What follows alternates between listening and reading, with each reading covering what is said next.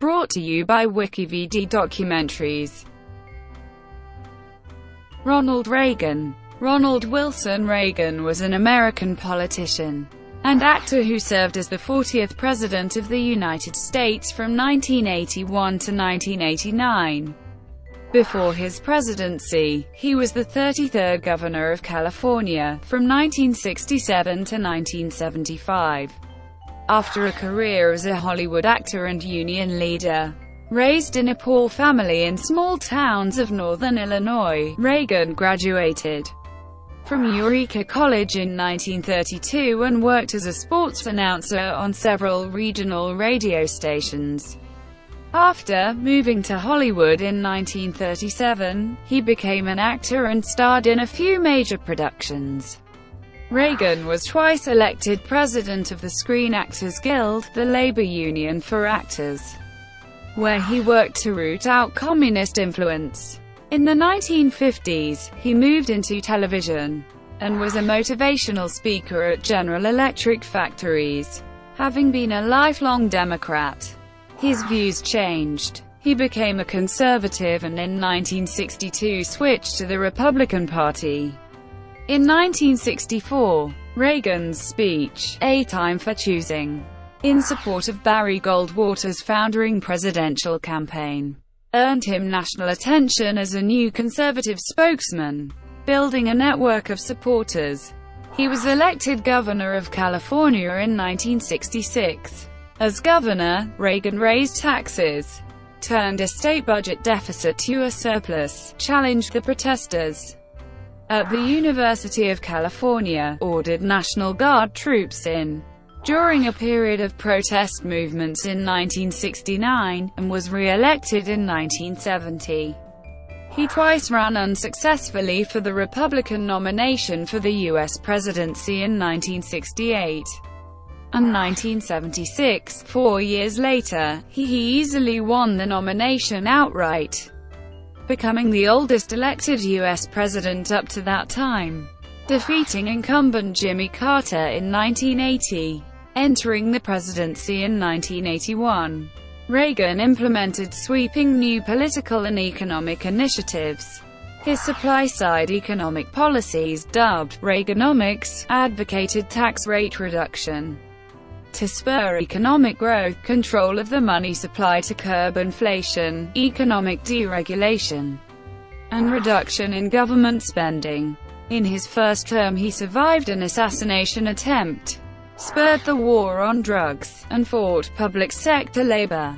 Over his 2 terms, the economy saw a reduction of inflation from 12.5% to 4.4%. and an average annual growth of real GDP of 3.4%.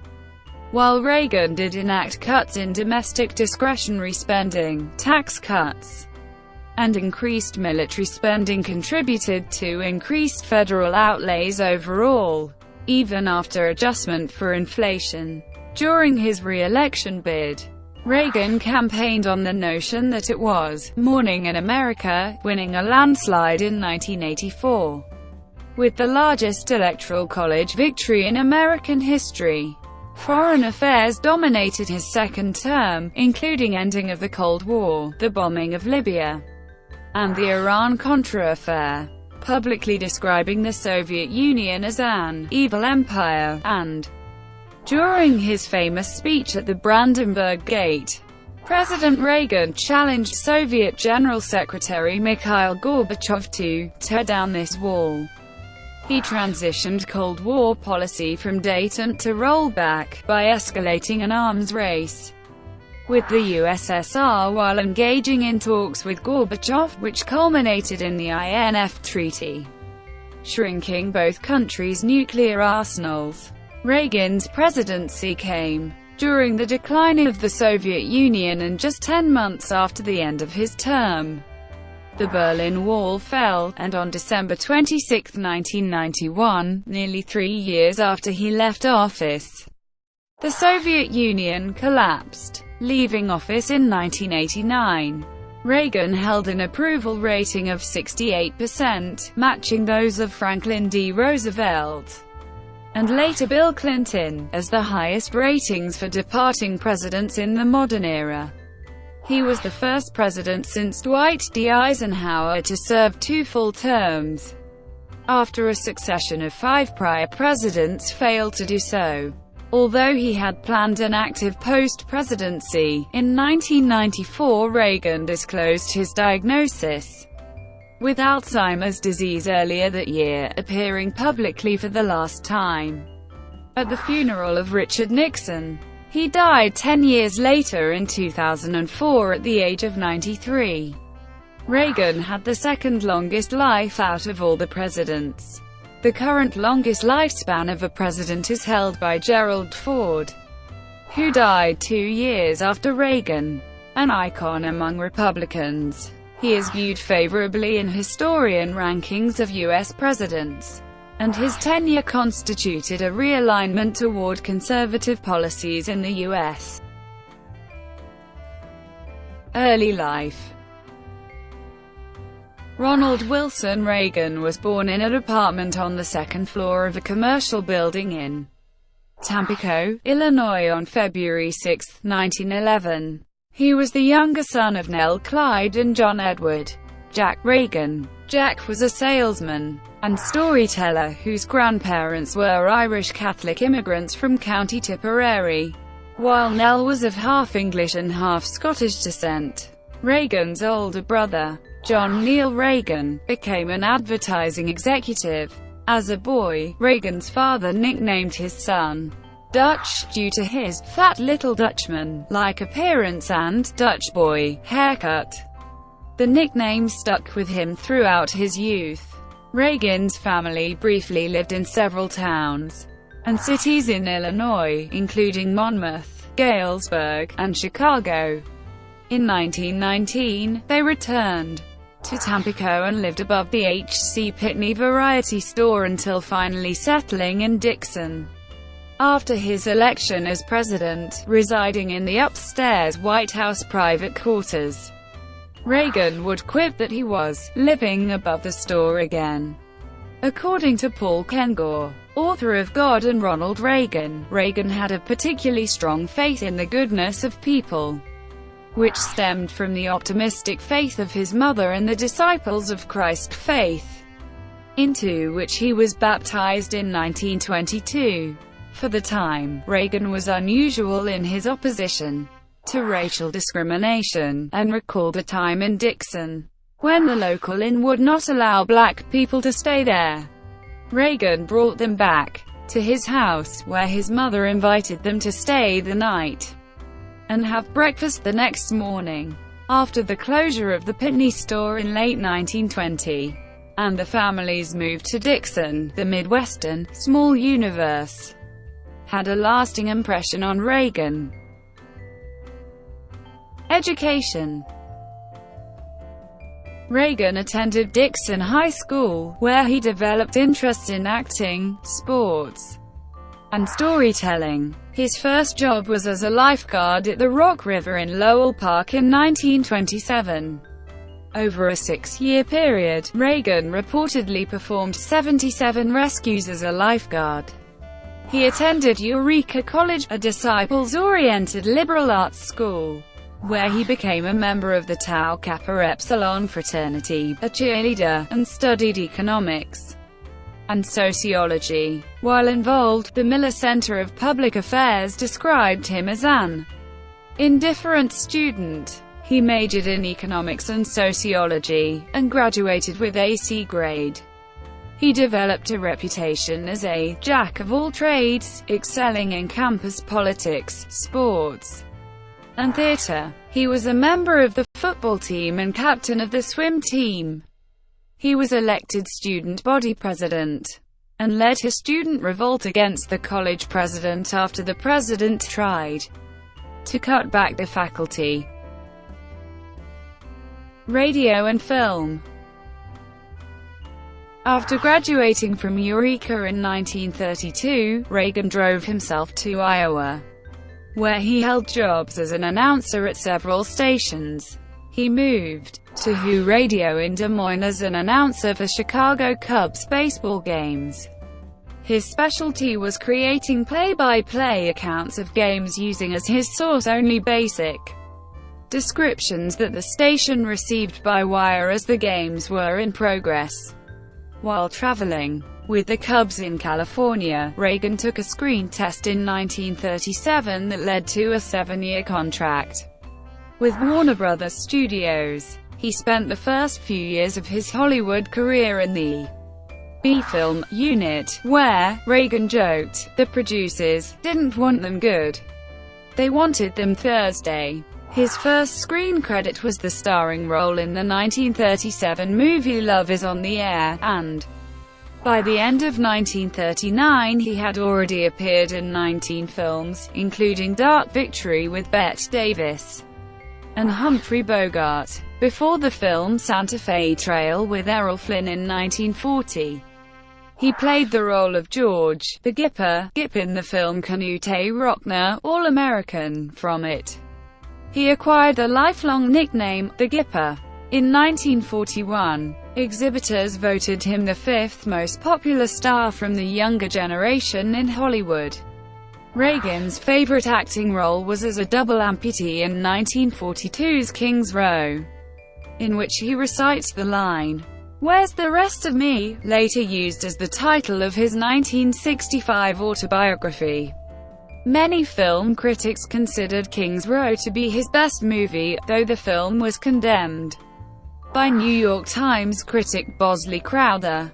Although Reagan called King's Row the film that made me a star, he was unable to capitalize on his success, because he was ordered to active duty with the U.S. Army at San Francisco 2 months after its release, and never regained star status in motion pictures. In the post-war era, after being separated from almost 4 years of World War II stateside service with the 1st Motion Picture Unit in December 1945, Reagan co-starred in such films as The Voice of the Turtle, John Loves Mary, The Hasty Heart, Bedtime for Bonzo, Cattle Queen of Montana, Tennessee's Partner, Hellcats of the Navy, and the 1964 remake The Killers. Throughout his film career, his mother answered much of his fan mail. Military service. After completing 14 home study Army extension courses, Reagan enlisted in the Army Enlisted Reserve, and was commissioned a second lieutenant in the Officers Reserve Corps of the Cavalry on May 25, 1937. Reagan was ordered to active duty for the first time on April 18, 1942. Due to his poor eyesight, he was classified for limited service only, which excluded him from serving overseas. His first assignment was at the San Francisco Port of Embarkation at Fort Mason, California, as a liaison officer of the Portum Transportation Office. Upon the approval of the Army Air Force, he applied for a transfer from the cavalry to the AAF on May 15, 1942, and was assigned to AAF Public Relations and subsequently to the 1st Motion Picture Unit in Culver City, California.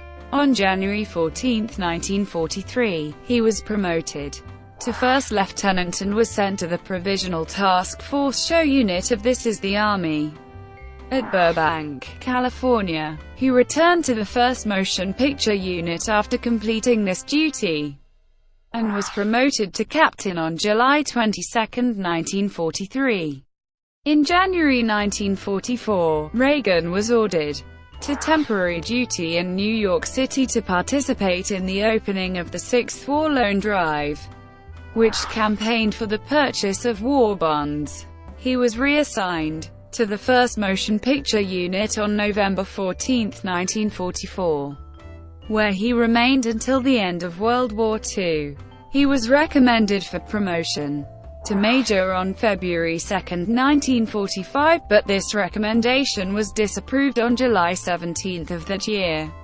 While with the 1st Motion Picture Unit in 1945, he was indirectly involved in discovering actress Marilyn Monroe. He returned to Fort MacArthur California, where he was separated from active duty on December 9, 1945. By the end of the war, his units had produced some 400 training films for the AAF. Reagan never left the United States during the war, though he kept a film reel, obtained while in the service, depicting the liberation of the Auschwitz concentration camp, as he believed that someday doubts would arise as to whether the Holocaust had occurred. It has been alleged that he was overheard telling Israeli Foreign Minister Yitzhak Shamir in 1983 that he had filmed that footage himself and helped liberate Auschwitz, though this purported conversation was disputed by Secretary of State George P. Shultz. SAG Presidency.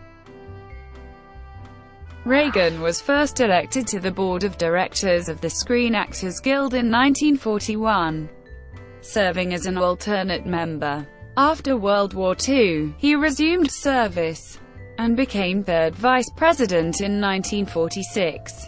The adoption of conflict of interest bylaws in 1947 led the SAG president and 6 board members to resign. Reagan was nominated in a special election for the position of president, and was subsequently elected. He was chosen by the membership to serve 7 additional one-year terms, from 1947 to 1952 and in 1959.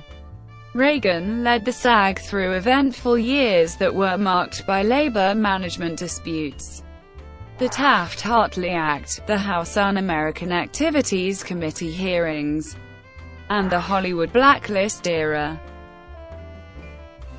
Secret FBI informant in Hollywood. During the late 1940s, Reagan and his then-wife, Jane Wyman, provided the FBI with names of actors within the motion picture industry whom they believed to be communist sympathizers. Though he expressed reservations, he said, "Do they expect us to constitute ourselves as a little FBI of our own and determine just who is a commie and who isn't?" Reagan testified before the House Un-American Activities Committee on the subject as well. A fervent anti-communist, he reaffirmed his commitment to democratic principles, stating, "I never as a citizen want to see our country become urged by either fear or resentment of this group, that we ever compromise with any of our democratic principles through that fear or resentment." Television. Though an early critic of television, Reagan landed fewer film roles in the late 1950s and decided to join the medium. He was hired as the host of General Electric Theater, a series of weekly dramas that became very popular. His contract required him to tour General Electric plants 16 weeks out of the year, often demanding of him 14 speeches per day. He earned approximately $125,000 in this role. The show ran for 10 seasons from 1953 to 1962, which increased Reagan's profile in American households. Previously, he had appeared in feature films mostly in supporting role or as a second lead. His final work as a professional actor was as host and performer from 1964 to 1965 on the television series Death Valley Days. Reagan and future wife Nancy Davis appeared together on television several times, including an episode of General Electric Theater in 1958 called A Turkey for the President. Reagan appeared on the panel show What's My Line? Twice, once as a mystery guest in 1953, and as a panelist in 1956. Marriages and children. In 1938, Reagan co-starred in the film Brother Rack with actress Jane Wyman. They were engaged at the Chicago Theater and married on January 26, 1940, at the Eureka College, the Heather Church in Glendale, California. Together they had two biological children, Maureen and Christine, and adopted a third, Michael. After arguments about Reagan's political ambitions, Wyman filed for divorce in 1948, citing a distraction due to her husband's Screen Actors Guild union duties. The divorce was finalized in 1949. Wyman, who was a registered Republican, also stated that their breakup was due to a difference in politics. He was the first U.S. president to have been divorced. Reagan and Wyman continued to be friends until his death, with Wyman voting for Reagan in both of his runs and, upon his death, saying, "America has lost a great president and a great, kind, and gentle man." Reagan met actress Nancy Davis in 1949 after she contacted him in his capacity as president of the Screen Actors Guild to help her with issues regarding her name appearing on a communist blacklist in Hollywood. She had been mistaken for another Nancy Davis. She described their meeting by saying, "I don't know if it was exactly love at first sight, but it was pretty close." They were engaged at Chasen's restaurant in Los Angeles and were married on March 4, 1952, at the Little Brown Church in the Valley, San Fernando Valley. Actor William Holden served as best man at the ceremony. They had two children, Patty and Ronald. Ron, Jr. Observers described the Reagans' relationship as close, authentic and intimate. During his presidency they were reported to frequently display their affection for one another. One press secretary said, "They never took each other for granted. They never stopped courting. He often called her Mommy and she called him Ronnie." He once wrote to her, "Whatever I treasure and enjoy, all would be without meaning if I didn't have you." When he was in the hospital in 1981 after an assassination attempt, she slept with one of his shirts to be comforted by his scent. In a letter to the American people in 1994, Reagan wrote, "I have recently been told that I am one of the millions of Americans who will be afflicted with Alzheimer's disease.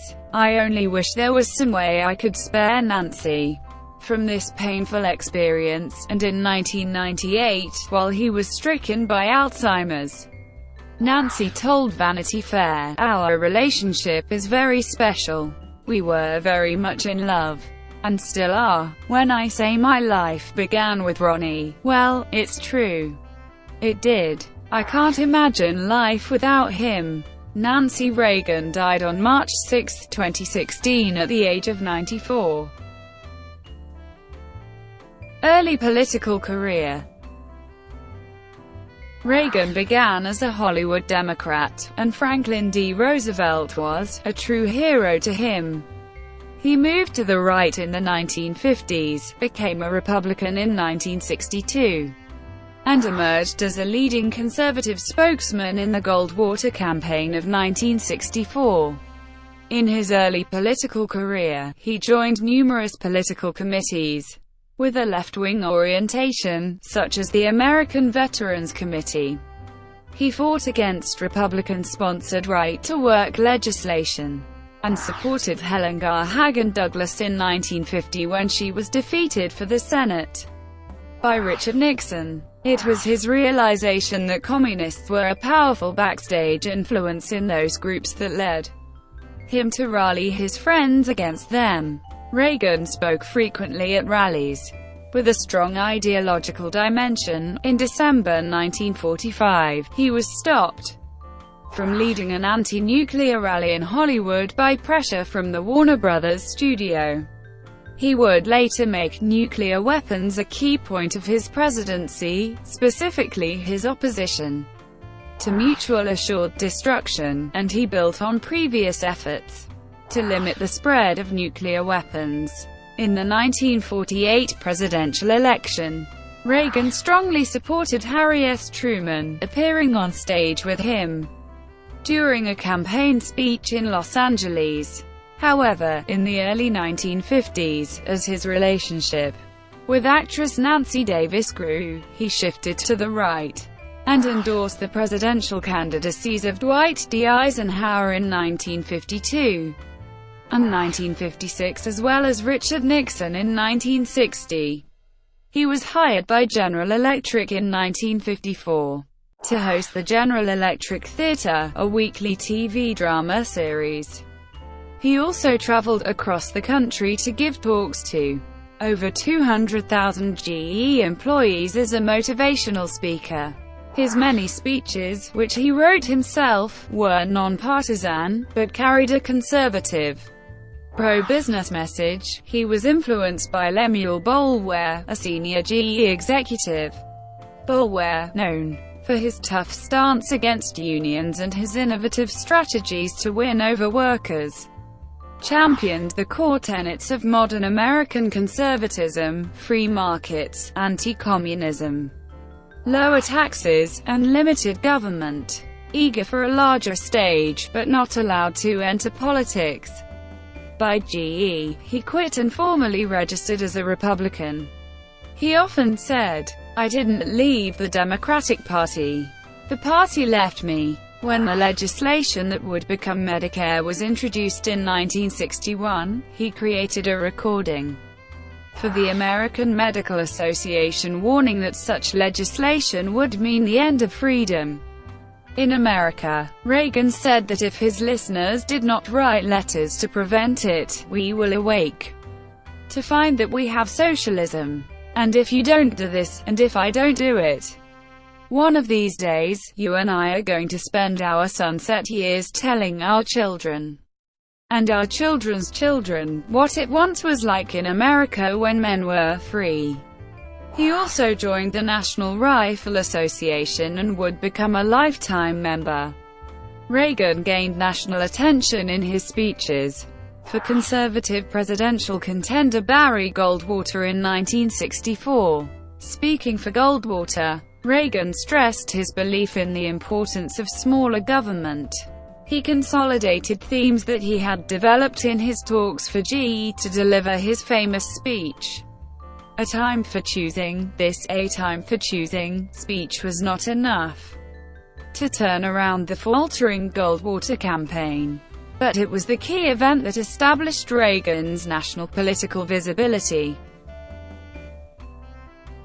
Governorship of California, 1967–1975.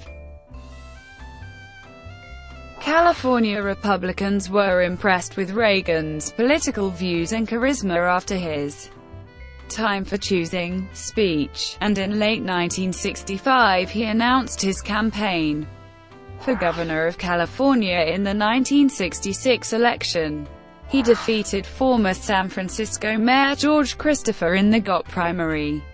In Reagan's campaign, he emphasized two main themes: to send the welfare bums back to work, and, in reference to burgeoning anti-war and anti-establishment student protests at the University of California at Berkeley, to clean up the mess at Berkeley. In 1966, Reagan accomplished what both U.S. Senator William F. Knowland in 1958 and former Vice President Richard Nixon in 1962 had attempted to do. He was elected, defeating two-term Governor Edmund G. Pat Brown, and was sworn in on January 2, 1967. In his first term, he froze government hiring and approved tax hikes to balance the budget. Shortly after the beginning of his term, Reagan tested the presidential waters in 1968 as part of a "Stop Nixon" movement, hoping to cut into Nixon's Southern support and become a compromise candidate if neither Nixon nor second-place candidate Nelson Rockefeller received enough delegates to win on the first ballot at the Republican convention. However, by the time of the convention, Nixon had 692 delegate votes, 25 more than he needed to secure the nomination, followed by Rockefeller with Reagan in third place. Reagan was involved in several high-profile conflicts with the protest movements of the era, including his public criticism of university administrators for tolerating student demonstrations at the University of California, Berkeley campus. On May 15, 1969, during the People's Park protests at the university's campus, Reagan sent the California Highway Patrol and other officers to quell the protests. This led to an incident that became known as Bloody Thursday, resulting in the death of student James Rector and the blinding of carpenter Alan Blanchard.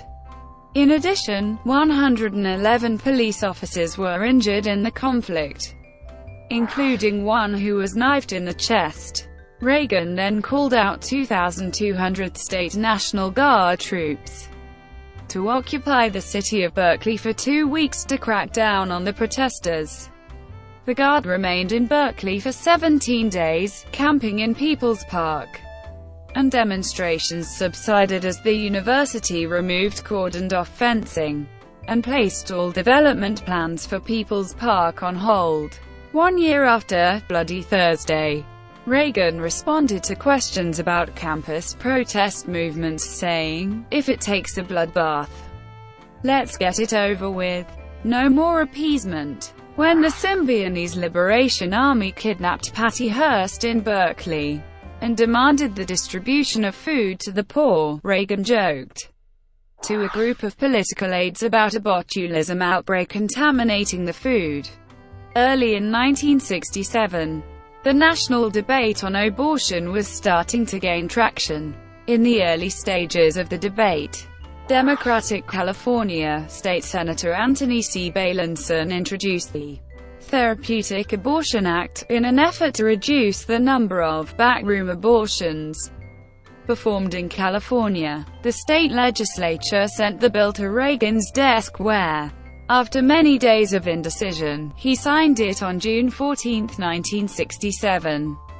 About 2 million abortions would be performed as a result, mostly because of a provision in the bill allowing abortions for the well-being of the mother. Reagan had been in office for only 4 months when he signed the bill, and later stated that had he been more experienced as governor, he would not have signed it. After he recognized what he called the consequences of the bill, he announced that he was pro-life. He maintained the position later in his political career, writing extensively about abortion. In 1967, Reagan signed the Mulford Act, which repealed a law allowing public carrying of loaded firearms. The bill, which was named after Republican Assemblyman Don Mulford, garnered national attention after the Black Panthers marched bearing arms upon the California state Capitol to protest it, despite an unsuccessful attempt to recall him in 1968. Reagan was re-elected governor in 1970, defeating Big Daddy Jesse M. Unruh. He chose not to seek a third term in the following election cycle.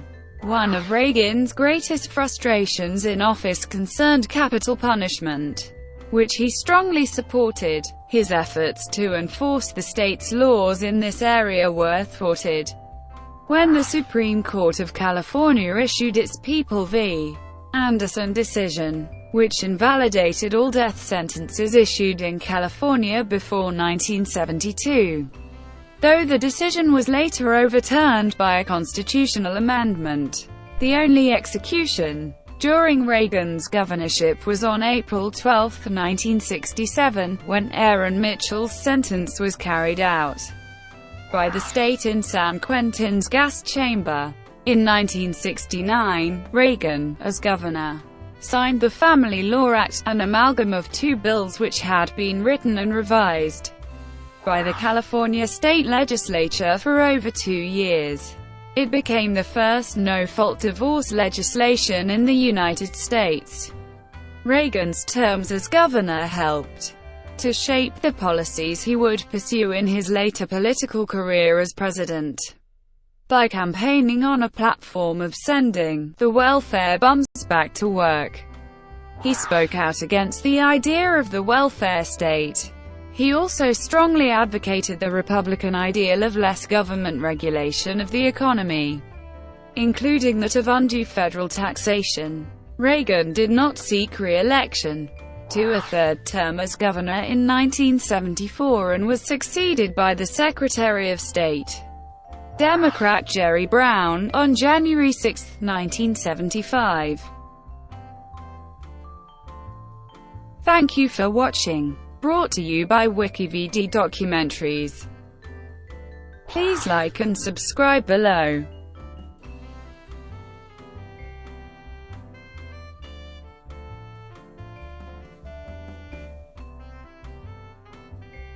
Please like and subscribe below.